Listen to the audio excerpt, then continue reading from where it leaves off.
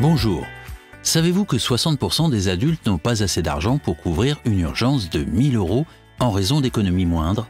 Quand on fait une recherche plus poussée, on se rend compte que 20% de ces adultes doivent emprunter de l'argent pour couvrir toute dépense imprévue. Nous savons tous que si nous empruntons de l'argent, nous devrons payer des intérêts, ce qui ajoute encore plus à nos problèmes. Les récentes crises nous ont montré qu'avoir une épargne solide, mais surtout savoir en constituer une, représente la panacée vers un avenir plus serein.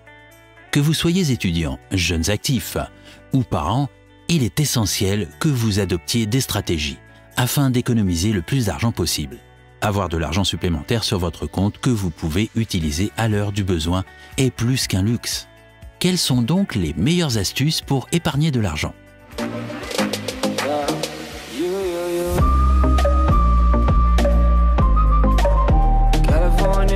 Bonjour et bienvenue sur Afro Success Team, la chaîne où nous partageons l'excellence afro, l'opulence et la richesse.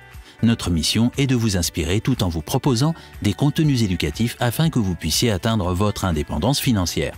Si les sujets comme l'optimisation des finances personnelles, les investissements et la création de revenus complémentaires sont des sujets qui vous intéressent, alors bienvenue. Dans la vidéo d'aujourd'hui, nous allons vous donner 12 astuces incroyables et quelques astuces bonus à la fin à partir desquelles vous allez pouvoir économiser beaucoup d'argent. Mais avant de commencer, si vous êtes nouveau ici, assurez-vous de vous abonner à la chaîne et d'activer la petite cloche de notification afin de ne manquer aucune des prochaines vidéos. Numéro 1. Supprimez vos abonnements numériques.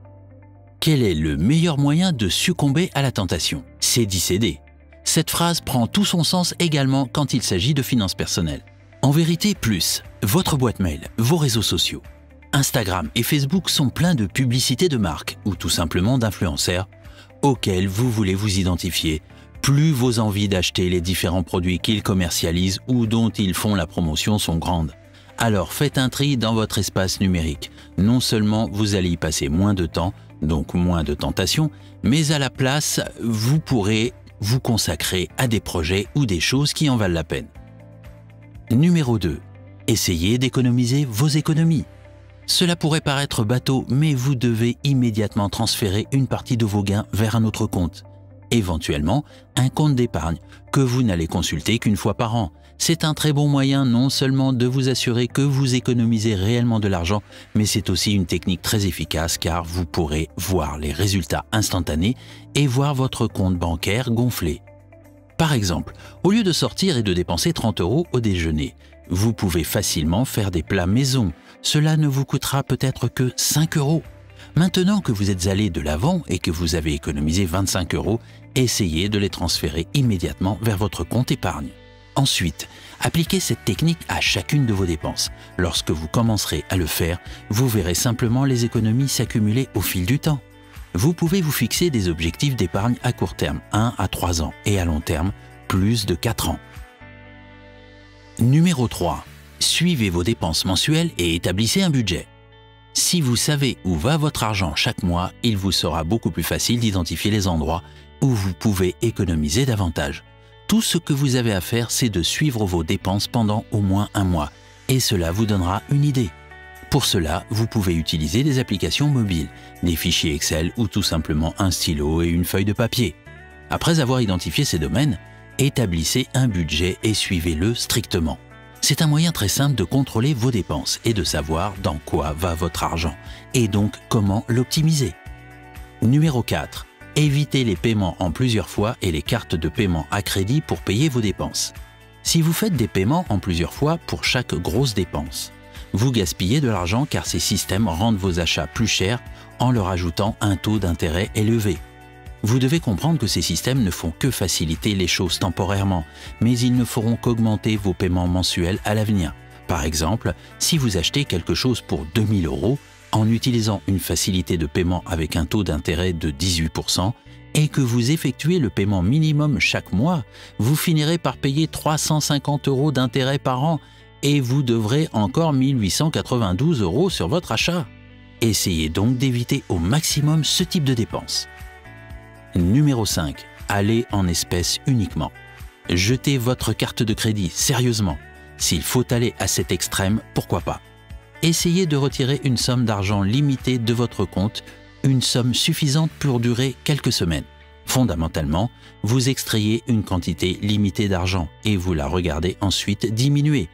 Lorsque nous dépensons chaque euro sous forme d'argent liquide, cela nous oblige à dépenser judicieusement. Quand vous payez avec votre carte de crédit, votre cerveau ne se rend pas compte que vous dépensez réellement de l'argent. Les paiements dématérialisés, même de petites sommes mis bout à bout, représentent un montant conséquent à la fin. Essayez donc de faire cet effort. Votre épargne vous le rendra bien. Numéro 6. Séparez vos désirs de vos besoins. Lorsque vous créez un budget, l'une des étapes les plus importantes que vous devez suivre est d'identifier la différence entre vos besoins et vos désirs. Vous vous demanderez peut-être comment identifier s'il s'agit d'un désir ou d'un besoin. C'est très simple à comprendre. Le loyer de votre maison, sa facture d'électricité, l'épicerie, l'essence de la voiture sont tous des besoins indispensables pour vivre et travailler. Alors, quels sont les désirs? Par exemple, j'aime dîner dans un restaurant cher, acheter une voiture classe pour impressionner les amis, ou la fille qui me plaît. Attention, le but ici n'est pas de vous dire qu'acheter une voiture de luxe, quand on a les moyens, est mal. Mais c'est juste pour dire que cela ne représente pas une nécessité ou un besoin primaire. Prendre un vol en première classe également ne représente pas un besoin essentiel. S'endetter pour faire un voyage ou aller en vacances également. Vous pouvez vivre une belle vie sans dépenser une somme considérable pour toutes ces choses. Numéro 7. Annulez les abonnements inutiles. Il y a des chances que vous payiez pour plusieurs abonnements Netflix, Spotify ou des abonnements à une salle de sport dans laquelle vous ne vous rendez probablement pas. Il est maintenant temps pour vous de résilier tous ces abonnements que vous n'utilisez pas assez régulièrement, voire pas du tout. Ne conservez que les abonnements qui assurent votre sécurité et votre bien-être. Il existe de nombreux abonnements inutiles et il y a des entreprises et applications qui permettent aux gens d'obtenir très facilement ces abonnements à prix réduit. Regardez dans vos comptes, vous vous rendrez compte qu'il y a plusieurs choses dont on ne pense pas mais que vous pouvez supprimer. Faites le nécessaire et cela réduira une partie fixe de vos revenus chaque mois. Numéro 8. Essayez d'automatiser le paiement de vos factures de service public. Avec notre vie trépidante et notre emploi du temps chargé, il est tout à fait normal d'oublier de payer certaines factures à temps. Une méthode pratique pour économiser de l'argent consiste simplement à payer vos factures de service public lorsqu'elles sont dues. Les entreprises prélèvent normalement une pénalité pour tout solde en souffrance. Et bien qu'il ne s'agisse peut-être que de quelques euros ici, ces choses s'additionnent rapidement, surtout si vous payez de nombreuses factures en retard. Essayez d'automatiser ou de mensualiser les paiements de vos factures de service public pour vous assurer qu'elles sont payées à temps. De cette façon, vous pourrez éviter les frais de retard. Essayez également de vous concentrer sur votre compte bancaire pour éviter tout découvert avec les frais supplémentaires qui vont avec. Numéro 9. Essayez de penser combien d'heures cela coûte. Avant de faire une dépense quelconque, pensez au nombre d'heures que vous allez devoir effectuer pour cela. Par exemple, si vous gagnez 10 € de l'heure et que vous décidez de payer 50 € pour votre dîner, cela signifie que le dîner vous coûte 5 heures de votre temps de travail. Fondamentalement, nous avons tous un temps très limité dans ce monde et cela dépend vraiment de nous d'en faire un meilleur usage. Il est vraiment vital de dépenser de l'argent sur les choses qui sont les plus importantes pour nous. Et puisque notre temps est une ressource si restreinte, nous ne devrions pas le perdre sur des choses qui ne nous apportent pas de valeur significative. Parfois, lorsque vous considérez combien de temps vous allez devoir travailler pour payer quelque chose que vous n'utiliserez peut-être pas réellement, cela vous fait vraiment reconsidérer si oui ou non cette chose en valait la peine. Numéro 10. Maintenant contre plus tard. Il y a beaucoup de choses autour de nous qui satisfont temporairement nos besoins. Mais si nous les retardons un peu, de bons résultats en ressortent. Par exemple, vous avez peut-être faim en ce moment. Vous pouvez boire de l'eau froide et attendre 6 à 7 minutes. Vous verrez que votre faim intense diminuera après un certain temps. C'est en fait une astuce cérébrale. De la même manière, il y a beaucoup de choses dans nos vies que nous voulons en ce moment et si nous attendons un mois ou deux, nous constatons que ces choses ne sont finalement pas vraiment importantes. Nous pouvons également appliquer cette même astuce à beaucoup d'autres choses comme acheter un smartphone coûteux. La solution est d'attendre et voir. Il y a des chances que nous trouvions de nombreuses autres façons d'investir notre argent. À partir de maintenant, vous devez essayer de retarder les choses inutiles et vous verrez qu'au final, vous ne les désiriez pas vraiment. Si après avoir attendu, vous voulez toujours de ce gadget, alors allez-y. Numéro 11. La technique des enveloppes. C'est une technique très répandue. Elle consiste à classer vos dépenses mensuelles dans des enveloppes. Il s'agit dans un premier temps d'organiser vos dépenses par catégorie. Transport, dépenses alimentaires, plaisirs, etc. Ensuite, il vous suffira en début de mois d'attribuer à chaque enveloppe le montant que vous avez défini. C'est une astuce très efficace parce qu'elle vous permettra de ne pas dépasser votre budget. Une fois l'argent attribué à chaque poste fini, vous attendrez le mois prochain. S'il vous reste un surplus, alors transférez-le vers votre compte d'épargne. Numéro 12. Prenez une activité à temps partiel. Si vous voulez vraiment donner un coup de pouce à vos finances, envisagez de faire un détour. Cela signifie que vous pouvez travailler quelques quarts de soir au supermarché ou au restaurant après votre travail.